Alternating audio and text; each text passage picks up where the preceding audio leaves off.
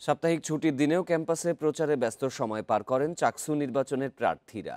ক্যাম্পাসের বিভিন্ন পয়েন্ট ও আবাসিক শিক্ষার্থীদের কাছে ছুটে যান প্রার্থীরা। ভোট চেয়ে তুলে ধরেন নিজেদের ইশতেহার সহ নানা প্রতিশ্রুতি।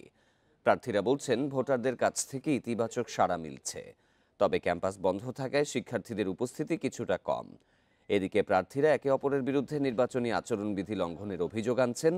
ছাত্র শিবিরের বিরুদ্ধে নির্বাচন কমিশনে দুটি লিখিত অভিযোগ করেছেন বৈচিত্র্যের ঐক্য প্যানেলের প্রার্থীরা। তবে এসব অভিযোগ ভিত্তিহীন বলে দাবি ছাত্র শিবির সমর্থিত প্যানেলের। ভোটের দিন পর্যন্ত যেন সুন্দর ও সৌহার্দ্যপূর্ণ পরিবেশ বজায় থাকে, এমন প্রত্যাশা সব প্রার্থীর। আগামী সোমবার পর্যন্ত প্রচারের সুযোগ পাবেন তারা। ভোট গ্রহণ করা হবে 15 অক্টোবর।